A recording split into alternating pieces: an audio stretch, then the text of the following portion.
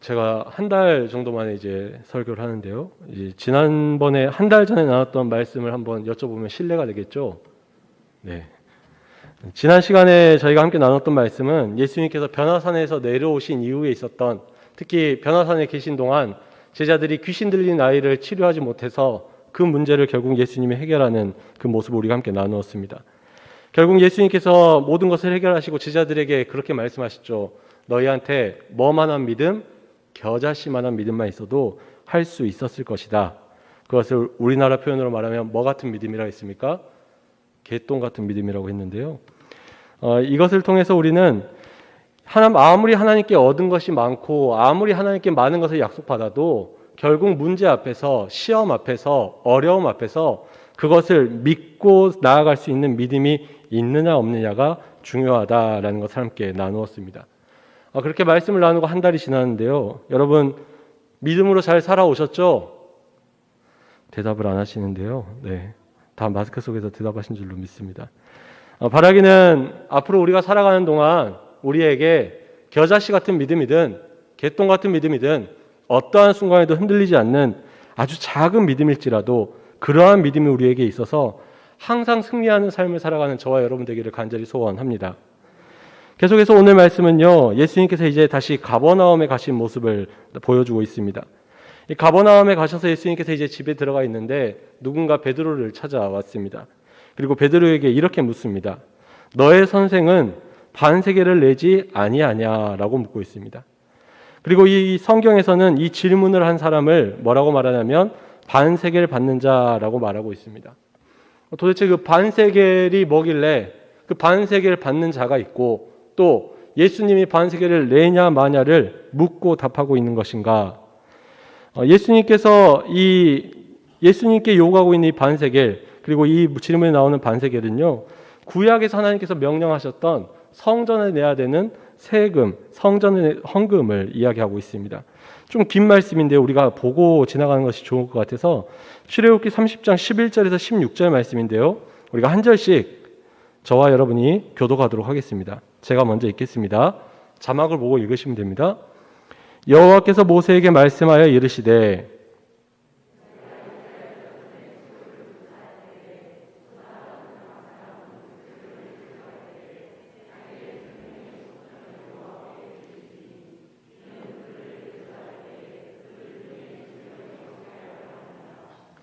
무릇 괴수 중에 드는 자마다 성소의 세겔로 반세겔을 내지니 한 세겔은 20게라라. 그 반세겔을 여호와께 드릴지며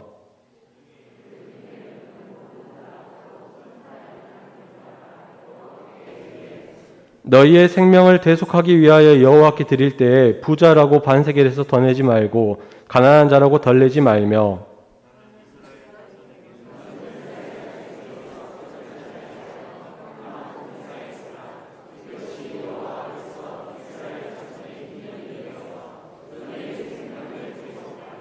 아멘. 이게 하나님께서 모세에게 명령한 이스라엘이 지켜야 될 성전에 내야 되는 세금, 그러니까 성전세에 대한 명령입니다. 하나님께서는 이 말씀에도 나와 있던 것처럼 이스라엘 백성들에게 성인 남성은 1년에 꼭 반세겔의 성전세를 내도록 명령했습니다. 그리고 그 성전세는요, 말씀에 나온 것처럼 회막 봉사에 쓰이도록 하나님께서 주신 세금이었습니다. 그런 하나님의 명령을 따라서 예수님이 사시던 시대에도 성인 남성들은 반세겔을 성전세로 내야만 했습니다. 그래서 오늘 본문에 보면 이 반세겔, 즉 성전을 세를 받는 자가 존재했고 성인들은 그 성전세 반세겔을 내는 일들이 그 당시에도 있었다라는 것입니다. 여기까지만 보면 반세겔 성전세를 내는 게 무슨 문제냐 싶습니다. 이 성전세를 당연히 내야 될 것 같습니다. 하나님이 명령한 것이고 성전을 위해 쓰이는데 그걸 거부할 사람이 어디 있겠습니까? 신앙이 없지 않는 이상 누구나 당연히 성전세를 내야만 할 것 같습니다. 그런데 예수님이 살던 그 시대에는요, 이 성전세에 다른 문제가 하나 있었습니다. 왜냐하면 당시 이스라엘은 로마의 식민지였기 때문입니다. 로마는 이 성전세라는 것을 알고 그것을 로마를 위해 쓰기 시작했습니다. 이 성전세를 모아다가 자신들을 위한 일을 썼는데 거기가 어디냐면 제우스 신전을 만드는데 이방 신전을 만드는데 이 성전세를 가져가서 썼었다라는 것입니다. 그래서 당시에 성전세를 낸다라는 것은 무슨 의미냐면요, 이 로마에 충성하는 로마 식민지인이다, 즉 일종의 매국노와 같은 자다라는 것을 나타냈고요. 더 나아가서 이방신을 위한 신전을 짓는 데 사용됐으니까 하나님이 아니라 우상을 섬기는 자다라는 것을 보여주는 게 바로 이 성전세 내는 일이었습니다. 즉 지금 이 반세계를 내는 자가 제자인 베드로에게 와서 예수님이 왜 반세계를 안 내냐라고 묻는 게 아무렇지도 않은 질문인 것 같지만 이 질문은 어떻게 대답하냐에 따라서 예수님이 매국노가 될 수도 있고요, 우상을 섬기는 자가 될 수도 있고요, 그런 아주 예민한 질문이었다라는 것입니다. 그런데 이런 중요한 질문에 베드로는 예수님께 묻지도 않고 내신다라고 답을 해버립니다. 그리고 그런 베드로가 집에 들어오자마자 예수님께서 베드로에게 묻고 있음을 보게 됩니다. 25절 말씀인데요, 우리가 함께 읽도록 하겠습니다. 함께 읽겠습니다. 시작.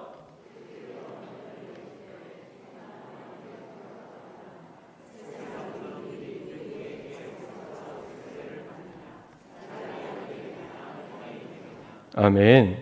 예수님께서는 지금 집 안에 계셨지만 베드로가 경험한 일을 이미 다 알고 계셨습니다. 그래서 베드로에게 묻는 거죠. 네 생각에는 이 세상의 임금들이 누구에게 관세와 국세를 받느냐?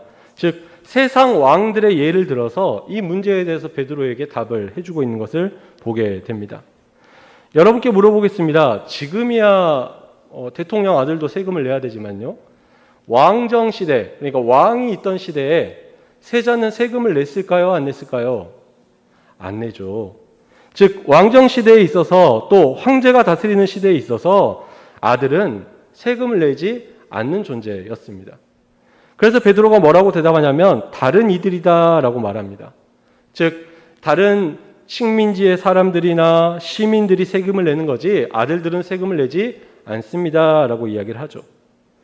그래서 예수님께서는 이와 같은 이유로 26절에 이렇게 말씀하십니다. 예수께서 이르시되 그렇다면 아들들은 뭐를 면하리라? 세를 면하리라 라고 말합니다. 이걸 좀 더 쉽게 직역하면요, 아들들은 자유하다라고 말합니다. 세금의 문제에서 또 나라의 여러 가지 문제로부터, 여러 가지 억압으로부터 아들들은 자유한 존재다라고 이야기하는 거죠. 그리고 이 대답을 통해서 예수님은 자신이 성전세를 내야 하는 존재인지 아닌지에 대해서도 대답하고 있는 것입니다. 무슨 말이냐면 성전의 주인이신 하나님의 아들인 예수님은 성전세를 낼 필요가 있습니까? 없습니까? 없다라는 거죠. 하나님의 아들이기 때문에 예수님은 이 성전세라는 것부터 자유로운 존재다라는 것을 이 비유와 대답을 통해서 예수님께서 대답하고 있는 것입니다. 그리고 한 가지 재미있는 사실은요, 예수님이 이 베드로에게 대답할 때 아들은 자유롭다라고 말하지 않고요, 아들들은 자유롭다라고 말합니다. 이게 무슨 말이냐면 예수님 본인만 자유롭다라고 말할 거면 아들은 자유롭다라고 말하면 되는데요, 예수님께서는 자기 외에 또 누군가가 이 억압이나 이 규제로부터 자유로운 존재가 될 수 있다라는 것을 이야기해주고 있다라는 거죠. 그렇다면 예수님 외에 다른 아들들이 누구냐? 결국은 예수님을 믿고 따르는, 예수님께 순종하는, 예수님께 헌신하는 제자들 역시 하나님의 아들들이 되어서 이 모든 문제로부터 자유한 존재라는 것을 말씀하고 있는 것입니다. 즉 예수님을 믿는 자는 세상이든 또 보이지 않는 어떤 영적인 문제든지 간에 모든 것으로부터 자유를 얻는 자유인이 된다라는 것입니다. 우리가 성경을 보면요, 이런 자유인이 된 그리스도인의 삶에 대해서 여러 가지로 이야기하고 있습니다. 말씀을 하나씩 볼 건데요, 요한복음 8장 31절 32절 말씀은요, 제가 읽어드릴게요. 너희가 내 말에 거하면 참으로 내 제자가 되고 진리를 알지니 진리가 너희를 자유롭게 하리라. 또 로마서 8장 1절에서 2절 말씀 보면 이렇게 말씀하십니다. 이제 그리스도 예수 안에 있는 자에게는 결코 정죄함이 없나니 이는 그리스도 예수 안에 있는 생명의 성령의 법이 죄와 사망의 법에서 너를 해방하였음이라. 또 갈라디아서 5장 1절에는 이렇게 기록하고 있습니다. 그리스도께서 우리를 자유롭게 하려고 자유를 주셨으니 그러므로 굳건하게 서서 다시는 종의 멍에를 매지 말라라고 말하고 있습니다. 즉, 이 말씀들은 다 뭘 이야기하고 있느냐? 예수님을 믿고 따르는 하나님의 아들이 된 그리스도인은 자유로운 존재라는 것입니다. 율법으로부터 자유하고요. 하나님의 진노로부터 자유하고요. 사망에서 자유하고요. 질병에서 자유한 하나님께서 세우신 자유로운 존재라는 거죠. 그리스도인이란 더 이상 식민지나 더 이상 어떤 왕이나 어떤 황제에 굴복하는 그런 속한 자가 아니라 하나님 안에서 자유를 얻은 자유인이 된다라는 것입니다. 즉, 예수님께서 오늘 이 성전세를 내는 문제 그리고 그에 대한 대답을 통해 우리 그리스도인들이 얼마나 자유로운 사람인지를 다시 한 번 더 보여주고 있는 것입니다. 그런데 또 그 다음의 말씀을 보면요, 예수님께서는 이 성전세 문제에 대해서 자신의 자유에 대해서 이렇게 이야기하고 끝내지 않습니다. 한 가지 더 말씀을 하시는데요, 이 말씀이 참 재밌습니다. 예수님께서는 베드로에게 이 다음에 27절을 보면 이렇게 말씀하고 있습니다. 제가 읽어드릴게요. 네가 바다에 가서 낚시를 던져 먼저 오르는 고기를 가져 입을 열면 돈 한 세겔을 얻을 것이니 가져다가 나와 너를 위하여 주라 하시니라. 조금 전까지 우리가 무슨 이야기를 했습니까? 예수님이 성전세에서 자유롭다라고 이야기를 했습니다. 그러니까 성전세를 낼 필요가 있다 없다? 없는 존재다라는 이야기를 지금까지 해왔죠. 예수님이 그렇게 대답을 직접 하셨으니까요. 그런데 갑자기 예수님이 베드로한테 가서 낚시를 해가지고 고기를 잡으면 거기 한 세겔이 있을 거야.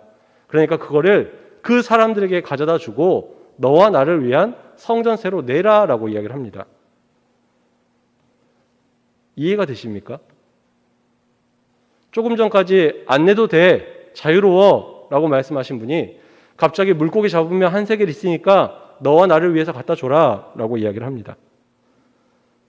내지 않아도 된다고 했는데 갑자기 베드로한테 내라고 하는 이 예수님의 모습이 이상해 보이지 않습니까? 그렇다면 예수님은 왜 베드로에게 굳이 낚시까지 해서 또 생선 입에 돈이 있는 기적을 일으키시면서까지 성전세를 내라고 명령하셨을까요? 27절 말씀을 제가 다 읽은 게 아니고요, 앞부분을 읽지 않았는데 27절 앞부분을 우리가 함께 읽어보도록 하겠습니다. 그러나부터 읽겠습니다. 시작. 그러나 우리가 그들이 실족하지 않게 하기 위하여. 아멘. 예수님께서 베드로에게 내지 않아도 될 성전세를 갖다 내라. 그것을 위해서 내가 이적을 행할 것이다. 라고 이야기하는 유일한 이유가 여기에 있습니다. 그게 뭐냐면 우리가 그들이 뭐하지 않게 하기 위해서, 실족하지 않게 하기 위해서. 성전세에서 자유로운 분이지만 성전세를 내는 이유가 무엇이냐? 그들을 실족하지 않게 하기 위해서라는 것입니다. 즉, 지금 예수님께서는 성전세를 내지 않는 자유보다 더 중요한 게 있는데 그게 뭐냐면 이웃이 실족하지 않는 일이다라는 거죠. 자신의 자유를 마음껏 누리는 일이 이웃을 실족하게 할 수 있다면 예수님은 그 자유를 포기하시겠다라는 겁니다. 이미 포기하셨죠. 즉, 자유보다 이웃이 실족하는 일이, 실족하지 않는 일이 훨씬 중요하다라는 것입니다. 이런 예수님의 모습, 또 예수님의 말씀을 통해서 오늘 우리는 한 가지 사실을 다시 한 번 더 기억하게 됩니다. 먼저는 우리 또한 하나님을 통해 자유를 얻었다라는 것입니다. 그리스도 안에서 우리는 자유를 얻은 자유인이라는 것이죠. 그런데 그 얻은 자유를요, 우리는 함부로 누리지 말아야 한다라는 것입니다. 특별히 만약에 내 자유로 인해서 이웃이 실족할 수 있다면 이웃을 위해서 내 자유를 묶어버리고 포기할 수도 있어야 한다라는 것입니다. 그래서 그리스도인은 하나님에 의해서 자유를 얻었지만 이웃을 위해서 그 자유를 언제든지 포기할 수 있는 자가 되어야만 한다라는 것을 오늘 예수님이 우리에게 말씀하고 있는 것입니다. 실제로 바울은 이러한 사실을 초대교회 성도들에게 강조했습니다. 갈라디아서 5장 13절 말씀을 보면요, 바울이 이렇게 말하고 있습니다. 우리가 함께 읽도록 하겠습니다. 함께 읽겠습니다. 시작.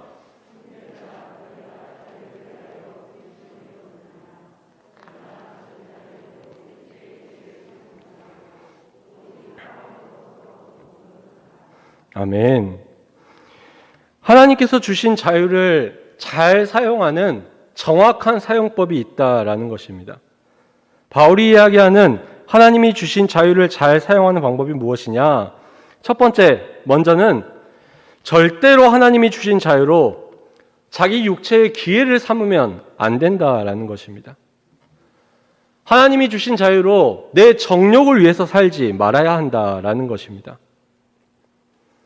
하나님이 주신 자유를 자기 자신만을 위해서만 사용한다면 그것은 자유를 주신 하나님의 뜻에 합당하지 않다라는 것이죠. 그렇기 때문에 그리스도인은 그 자유를 누릴 때 자기 육체의 편안함을 위해, 기회를 위해 그 자유를 쓰지 말아야 합니다.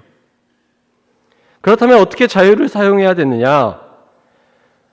바울은 이렇게 이야기하고 있습니다. 오직 사랑으로 서로 종노릇하라라고 말하고 있습니다. 방금까지 예수님 때문에 자유인이 됐다는데 바울은 종이 되라라고 말하고 있습니다. 자유한 신분이 되었는데 다시 종과 같이 묶인 자리로 가라라고 말하고 있습니다. 그런데 바울은 이런 묶인 자리로 가는 종이 되는 일을 뭘로 하라고 하냐면요, 사랑으로 하라라고 말하고 있습니다. 사랑한다면 아무리 자유가 많이 있어도 이웃을 사랑한다면 그것을 포기할 수 있어야 된다라는 것이죠. 서로 종노릇 할 수 있어야 된다라는 것입니다. 종이 아니지만 종처럼 살 수 있어야 된다라고 우리에게 명령하고 있는 것입니다. 즉 하나님이 주신 이 자유로운 삶, 자유로운 영적인 것들을 통해서 우리는 이웃을 사랑하는 데 그것을 사용해야만 한다라는 것입니다. 그게 바로 하나님이 원하시는 하나님의 아들들의 삶이라는 것이죠. 하나님의 자녀가 됨으로써 얻은 자유, 그리고 사랑으로 스스로 자유를 포기하는 그 행위, 이것이 하나님의 자유가 저 세상의 자유와 분명히 다른 점이라는 것입니다. 세상의 자유는 나만 행복하면 되죠. 나만 편하면 됩니다. 그런데 하나님의 자유는 그렇지 않습니다. 하나님이 우리를 자유롭게 하신 이유는 사랑으로 서로 종노릇하기를 원하신다라는 것입니다. 오늘 계속해서 자유에 대해서 이야기를 하는데요. 그렇다면 여쭤보겠습니다. 여러분은 정말 자유하십니까? 우리는 정말 하나님 안에서 그 자유를 충만하게 누리며 살고 있으십니까? 하나님이 자유를 주셨는데 하나님이 주신 자유를 우리는 지금 어떻게 사용하며 살아가고 있습니까? 자유를 주신 분의 뜻에 맞게 살고 있습니까? 아니면 자유를 주신 분의 뜻과 다르게 내 육체의 기회로 삼고 다른 사람을 종노릇하게 만들면서 내 뜻대로만 살아가고 있습니까? 종의 모습이라고 하니까 아무래도 떠오르는 단어가 헌신과 봉사인데요. 또 우리가 가장 헌신하고 봉사하는 곳이 교회이지 않겠습니까? 그렇다면 우리가 교회 안에서 많은 봉사와 수고와 헌신을 하고 있는데, 그러니까 종처럼 살아가고 있는데, 여러분 교회 안에서 종처럼 행하는 그 이유가 그리스도 안에서 얻은 자유를 사랑으로 나타내기 위해 종노릇을 하며 살아가고 있으십니까? 교회 안에 자주 있는 일은 아닌데 제가 이상하게 사역지마다 경험하는 일이 한 가지 있습니다. 그게 뭐냐면요, 항존직 선거하고 임직식입니다. 제가 지금까지 거쳐왔던 모든 교회에서 항상 항존직 선거가 있었고요, 항상 임직식이 있었습니다. 금호교회도 마찬가지죠. 그런데 어느 교회나 항존직 선거와 임직식이 있기 전에 항상 눈에 보이는 모습이 있습니다. 아무것도 모르던 교육전사일 때도 그런 모습이 눈에 보였습니다. 사람이라고 이야기하기 그렇고요. 모습이죠. 열심, 충성, 헌신, 봉사, 이런 모습들이 사람들에게서 보이곤 합니다. 갑자기 어떤 분이 눈에 뜨거운 열정을 가지고 봉사하기도 하고요. 헌신하기도 하고요. 충성하기도 합니다. 또 임직식 전후로도 그런 모습을 많이 봅니다. 이렇게 충성된 종과 같은 분들이 많이 있었나 싶을 만큼 스스로 종된 모습을 보여주는 분들이 참 많이 있었습니다. 그런데 또 모든 사역지에서 항상 보는 모습이 한 가지 더 있습니다. 특히 이 모습은 연말만 되면 항상 반복되는 모습인데요. 굳이 표현하면 이렇게 말할 수 있습니다. 그만, 포기, 나중에. 무슨 말인지 이해되시죠? 이제 좀 자유롭고 싶다라고 말합니다. 오늘 말씀을 준비하면서 이 두 모습이 떠올랐습니다. 그리고 그 두 모습을 바라보면서 이런 생각을 해봤습니다. 우리는 정말 자유합니까? 우리가 원하는 자유와 하나님이 원하는 자유가 같습니까? 우리는 스스로 자유한 그리스도인이라고 말하지만 실제로는 아직도 자유하지 못한 삶을 살고 있지는 않습니까? 아니면 자유하긴 한데 하나님 뜻과는 다른 잘못된 자유를 원하고 있지는 않습니까? 자유하지 못한 모습 중에 이런 모습이 혹시 있지 않는가 싶습니다.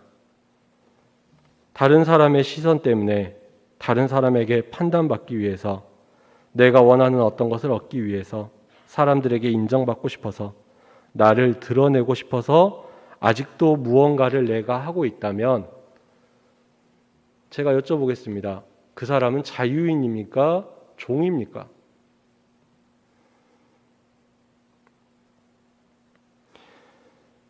내가 아직도 자유하지 못한 채로 무언가에 얽매여서 봉사하고 수고하고 헌신하기 때문에, 억지로 하기 때문에 내가 하는 봉사가 힘든 일은 아니었습니까? 라는 생각을 해보게 됐습니다. 또 잘못된 자유에 대한 생각을 해보게 됐습니다.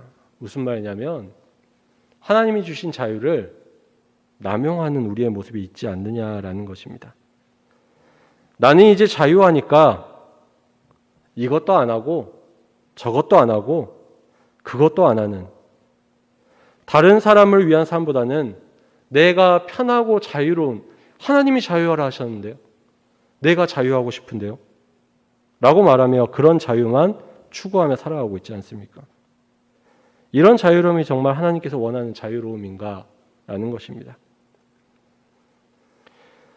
이런 자유를 위해서 예수님께서 우리를 대신해서 죽으셨는가? 라는 것이죠. 혹시 이런 자유는, 나만을 위한 그 자유는요, 하나님 안에서 자유한 게 아니라 하나님으로부터도 자유롭고 싶은 그 마음은 혹시 아니냐라는 것입니다. 오늘 말씀 제목은 낼까요 말까요 입니다. 여러분께 한번 여쭤보겠습니다. 성전세를 내야 될까요 말아야 될까요? 조금 전에 봉사 이야기했으니까요. 여러분께 여쭤보겠습니다. 봉사를 해야 될까요 말아야 될까요? 이웃사랑을 해야 될까요 말아야 될까요? 사실 해야 되냐 말아야 되냐라고 묻는 이 질문 자체가 함정입니다. 오늘 말씀을 보면요, 하냐 마냐보다 더 중요한 게 있어요. 그게 뭐냐면 왜입니다. 어떻게 하는지보다 더 중요한 것이 왜 하느냐라는 것입니다. 봉사를 해도 내가 종처럼 얽매여서 봉사하면, 아니면 내가 얻은 자유를 내 육신의 편안함을 위해서 봉사한다면, 봉사를 해도 그건 잘못된 봉사라는 거죠. 무엇을 하느냐보다, 어떻게 하느냐보다 왜 하느냐가 중요하다라는 것입니다. 만약에 우리의 어떤 결정이나 행동이 여전히 자유롭지 못해서 결정하거나 혹은 자유를 얻었는데 그것을 내 육체의 기회로 삼기 위해서 하는 거라면 그건 무조건 잘못됐다라고 오늘 성경이 이야기하고 있죠. 반대로 어떤 결정과 행동을 하든지 간에 이웃을 사랑하는 마음으로 그것을 위해서 내 자유를 포기한다 할지라도, 내 자유를 스스로 묶는다 할지라도 그 선택을 한다면 그게 좋은 선택이라는 것입니다. 하느냐 마느냐보다 왜 하느냐가 제일 중요하다라는 거죠.